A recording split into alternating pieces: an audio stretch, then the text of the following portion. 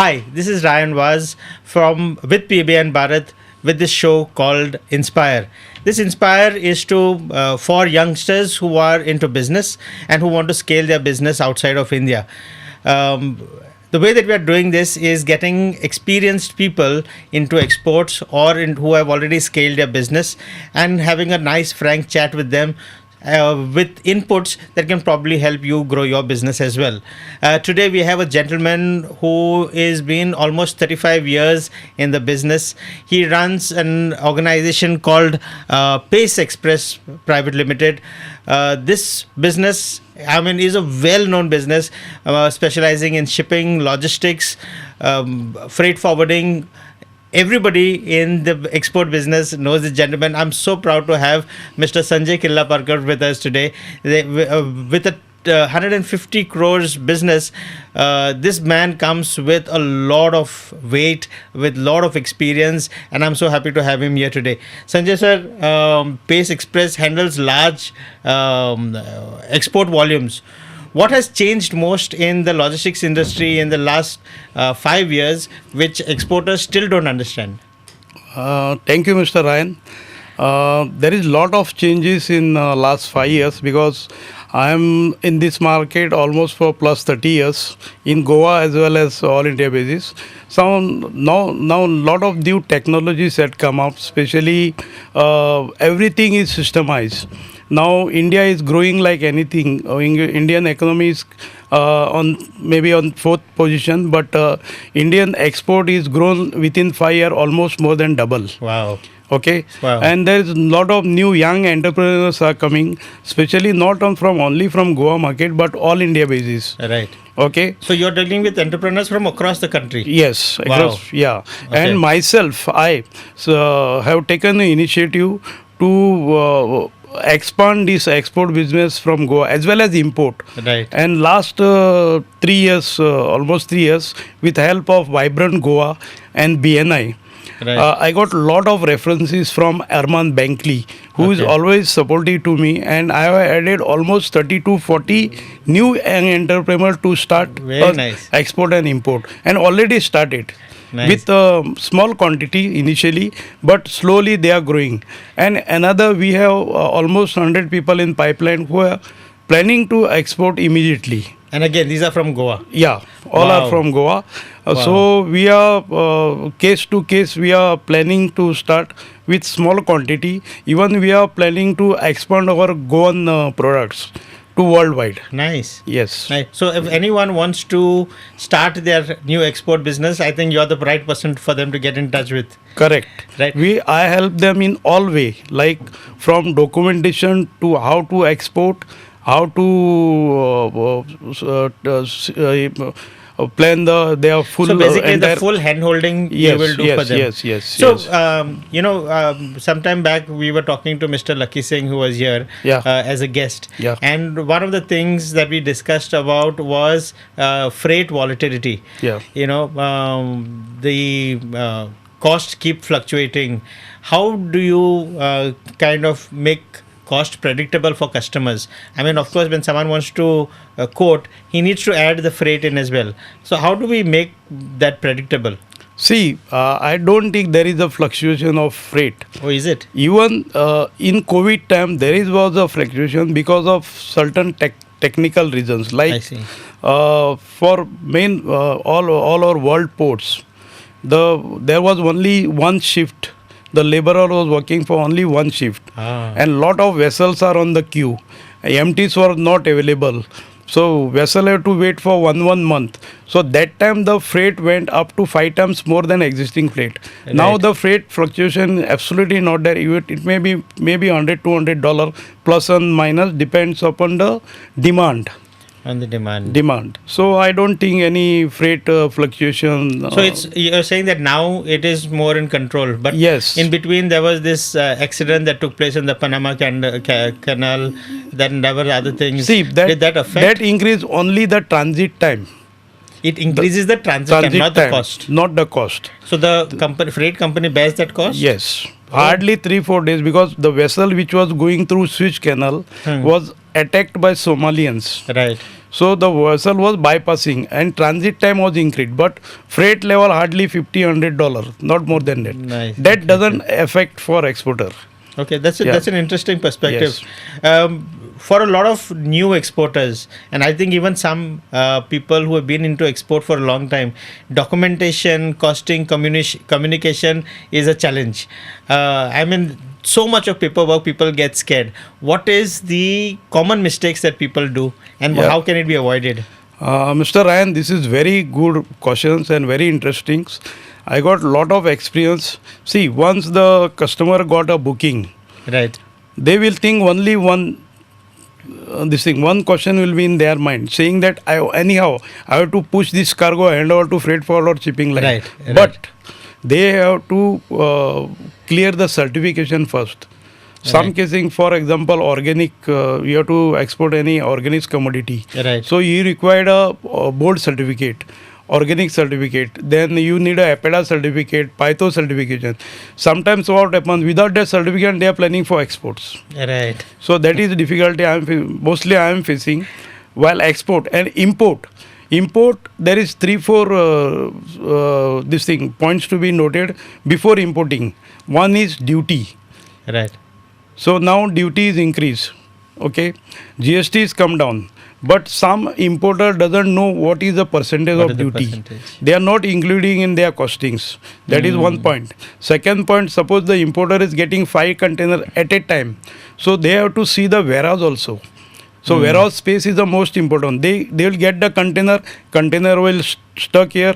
They don't have the place to unload. Then shipping line cost will increase, damage, detention, and the cost will go on higher.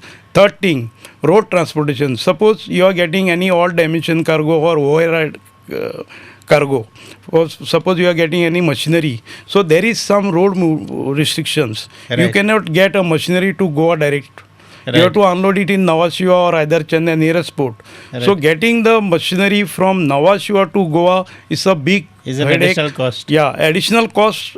That is a separate thing, but getting by road is a difficult because that cargo is a over width and over height. Yes, overhead. Yeah. Okay, there is a road restriction. That is the third point.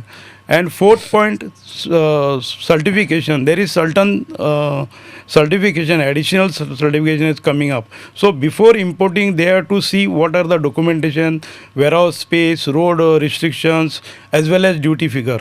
That is the biggest problem nowadays exporter and importer are facing. Sanjay ji, Yes, now this is lot of experience that you have, that you are able to tell all these 4-5 points, Yeah. in front of us. Yeah. But for a newbie who wants to just start exporting, how does he get access to so much information? How See, does he be expected to know everything? Ryan, this is also very good questions. Actually, I want to highlight this before also. Right. See, who are coming to me, I got a knowledge of worldwide ports. Right. I got a knowledge of each and every country, Right. rules and regulation. We have very good agents worldwide. We are operating at least for 150 countries. So in 150 countries, we have more than 500 agents worldwide. That is WC registered agents, very sincere and very reliable and very good this thing. So whatever inquiry I am getting, I am consulting with them also. Right. Ki what are the additional certification required or what are the laws and regulations. So you have to comply that and advise for your exporter as well as importer. Oh. So I am giving a guidance. Okay, basis on that only I take cargo. Today I got one inquiry for some arms and something legally, Right. but I said no Right. because there is some additional certificate which that shipper was not having. I see. So I am giving a proper and clear guidance. Because of the experience that you Yeah, have. experience. So in And general, I am doing lot of research. So in general, it means that if someone wants to do export, he has to get in touch with somebody who's Yes. got experience. Yes. And in Goa, I think the best person is you. Yeah, I can guide. So now with 150 countries, Yeah. so many different kind of businesses approaching you, how do you keep your internal service reliable at such a large scale? See, we have almost 150 staffs. Okay. All staffs are well trained, well experienced, and they are working with us in very long time. and we got different this thing, operations, accounts, and sales, marketing. We have packing this thing, and we work on shift by basis. Right. So whatever comes, we always pass on to that concerned person, Oh, nice. and we are getting a correct information. Our Europe team is working from 2 p.m. onwards. The USA team will work after 8 p.m. also. We are operating wow. a 24 hours Oh, wow. from head office. We are also own warehouses. We have own packing division. We have means around 20 vehicles which are moving on 24 hours from airport to warehouse to Wow. airport. So it's not just consulting, you have the entire ecosystem in place. Yes. And without basic knowledge, I think exporters should not go for any export or import. They should have some knowledge of rules, regulations, and especially on financial part. Is there a place that you can find all this information online, at least to do some basic study? Yes, you can Google. But that's in general. Yeah, in general. No specific Others, place that I can you have to learn. consult for Indian Embassy. They will also. The Indian they are Embassy very helps. very helpful. Is it? And Oh. they will help you in all the ways. Like if you want to find a buyer or anything, even in the financial matters. Huh. If any bad paymaster or your payment stuck somewhere or something, they'll help you out. So how do you deal with payments getting stuck somewhere, with payments not coming in on time? How does an exporter deal with it? That's a big fear domestically as well as. See, suppose you are the shipper and I am buyer and you are the sender. So we don't know. They never met each other. Right. Everything is by mail or WhatsApp or Right. something. So there is some rules and regulation, financial risk also. Okay. There is a lot of risk, like political risk, war risk, then seasonable risk. Right. Then you have exchange rate risk. Okay. Then your credit risk. So in today's scenario, you cannot work on credit basis. It's very very risky for exporter or importer to work And on. do buyers accept that? No, in that case now you have to open a LC, letter of credit. I see. Then your payment will be safe because both the bankers are making, buyer and seller bankers are making the one agreement. and that fund will be available in the bank. So that is the best method of payment. Okay. So an Okay. LC is a very guaranteed. Yeah. Just to explain to our viewers, what is an LC? If you LC is an agreement between buyer and seller. Okay. See, once the deal is final with certain terms and conditions, you have to make one agreement, and that much amount will be deposited in the bank. And once your cargo is loaded and BL is released, you have to give that bill of lading to the bank. Then your payment will be released by the BL bank. is bill of lading, which Yes. means that the material has come and it is in good condition. Bill of lading means it is a proof of receipt of goods. Yeah. And then the bank will automatically release to you. That is the safest. That is the safest mode of payment. And what if there is a rejection or some issue in the material reaching there? That is a legal this thing further. Okay. But can we be insured for this? Yeah, you can insure. You can get an insurance for this. See, it is a basis on your terms. If it is a CIF term, that cost, insurance and freight will be on shipper account. I see. If you are a FOB, free on board, then all insurance will covered by buyer By or the company. buyer. Yes. Okay. So insurance is must in both the ways. Okay. Yeah. Goa now is with MOPA being coming up. Yeah. I've attended seminars where Goa is now being positioned as a export hub, and MOPA probably as the point of connection. Okay. Now, what opportunities do you see for local manufacturers to increase their global presence? See, Goa. And what steps should they take? Yeah, Goa now infrastructure is very good. We have 2 airports, Dabolim as well as Mopa. Both are operative. Even the international flights connectivity is good. Right. But only because of faster connection or faster transit, people are moving or exporter are moving a cargo to Mumbai airport. But Goa is the best place for exports and for faster clearance. Even there is now new vessel is come up, one new feeder vessel. Already 2 voyages they've done. And now next voyage is on 26th of this December. I think trade should support. As per my knowledge, trade is not supporting. Okay. So what do you mean by trade is not supporting? I mean, 26th there is a vehicle, there is a vessel that Vessel, is yeah. leaving from Goa Yeah. to Navasheva. No, or to, it's going to Mundra. to Mundra Mundra. port, yeah, So Mundra. you when you say trade is not supported means you need more people to Support. support. See, getting vessel is also big cost for vessel operator. Right. Okay, so they will bring the vessel on trial basis. They will see average. What they want is average at least 200 container for in and out movement I see. per voyage. Okay, Right. then they can survive. Otherwise, getting the vessel and taking it back empty to same port Right. is very difficult. And right now, what is this condition? Are they meeting the Now, 200 right requirement? now, two voyages they are. I think they have brought only domestic containers from Mundra to Goa. I see. Yeah, but they are looking for international market now. Okay. So okay. I think now there is a lot of meetings had with shipping liner as well as customers, I and see. it will go on. Maybe Okay. by January, I think it should. The vessel should fulfill with. Should be filled. Yes. And are we also looking at neighboring states, neighboring districts to support for the transportation, or are they going to a different place? No, we were doing earlier from Belgaum and Hubli also. I see. So again, the vessel is regular, then they will come back Right. because Mundra connectivity is very good, better than Navasheva. I see. The vessel are faster, space is available, and movement is very good. So I think this news needs to go out that one from Goa, transit is much easier, faster, and better. And then at Mundra again, it is much more convenient and much better than Navasheva. Yes. Right. Yes. And hopefully, you can share this podcast with a lot more people, and they might be able to get this information. Technology today is reshaping logistics. Yeah. What areas or what should exporters do to, or how can they adopt technology to grow their exports? See, nowadays everything is systemized. Mm-hmm. Okay. Even what we are using, that is a A1 technology. Okay. That's why What is an A1 technology? A1 is modern technology. Okay. So, see, day by day, new software is developing, Right. new research are going.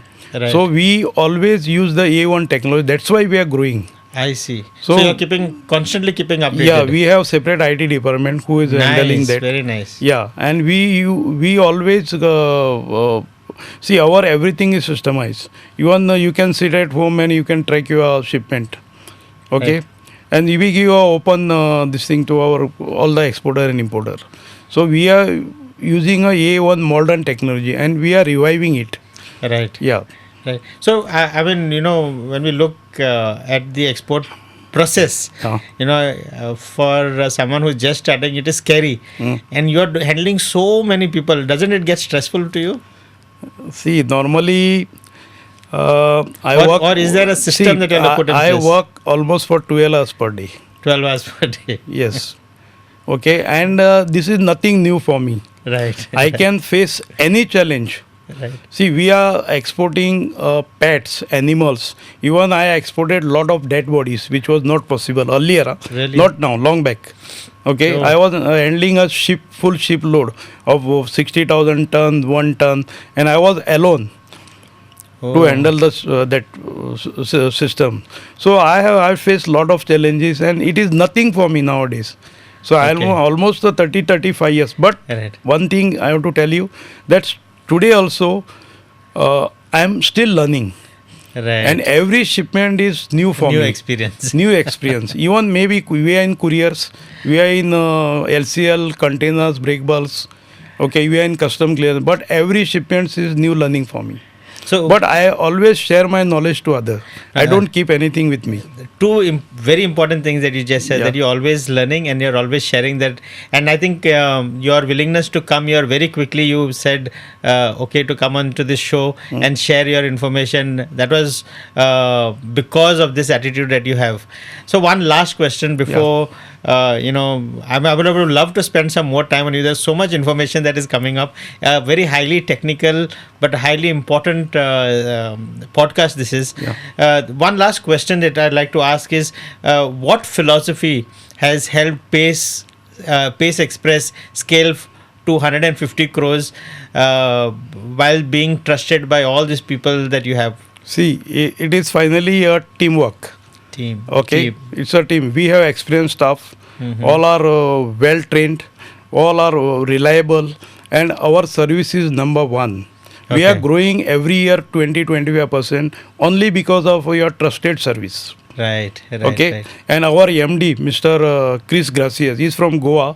He is very dynamic, very helpful, very supportive, very knowledgeable guy with well experience. Because of him, we are growing like anything in the market. Very nice, very Yeah. nice. So so interesting that such a big company has its roots in Goa.